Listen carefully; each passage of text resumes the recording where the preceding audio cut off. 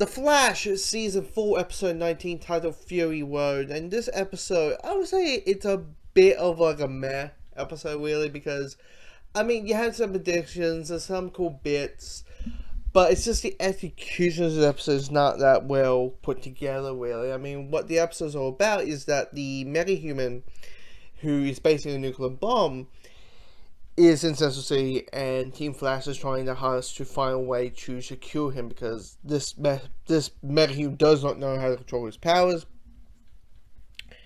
And the way they do it is they want to use Cole. Caitlin can't turn to kill Frost, so they go to FX, get Signals and Cole to go to Earth One and help them out. But the problem is the FX version of Black Siren shows up, and the is trying to addicting the plans and stuff on those lines. And me trying to explain this plot, you're like, what? It feels so many subplots, and that's the thing. There's so many subplots. I mean, yeah, the whole idea of like, okay, Harry, using the thinker cap. It's, basically it's causing him to slowly get dementia in a way.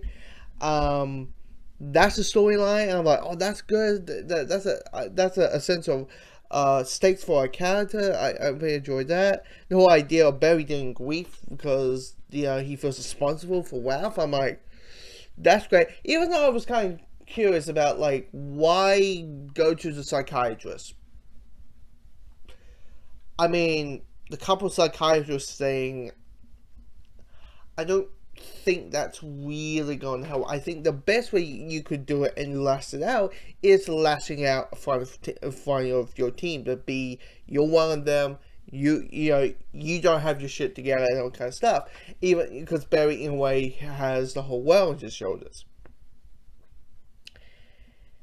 That's a plot. I quite enjoy it, but you have other things going on with the main plot and all that kind of stuff. Like, I love every conversation between, Snark and Barry about it. How this wonderful scene where Citizen Cole basically says, "I remember every person who died.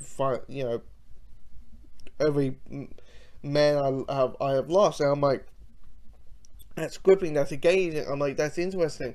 But it just feels like we're having the same conversation with every single time and stuff on those lines.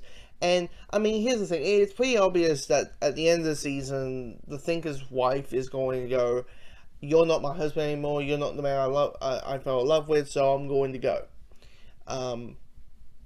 That's obviously there because she's, like, trying to reduce him, trying to be a husband and wife again, and he's like, my plan. We need to have my plan,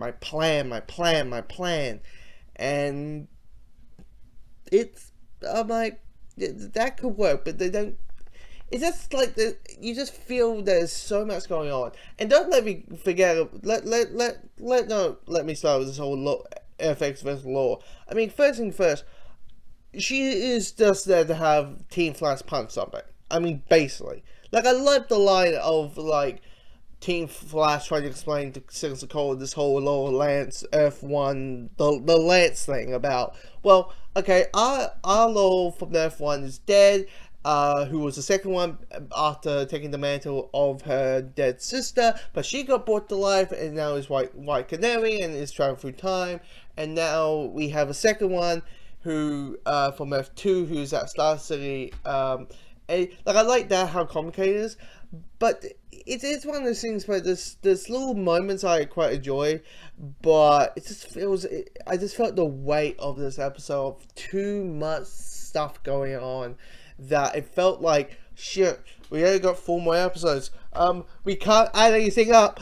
We need to wrap everything up. It just does not work.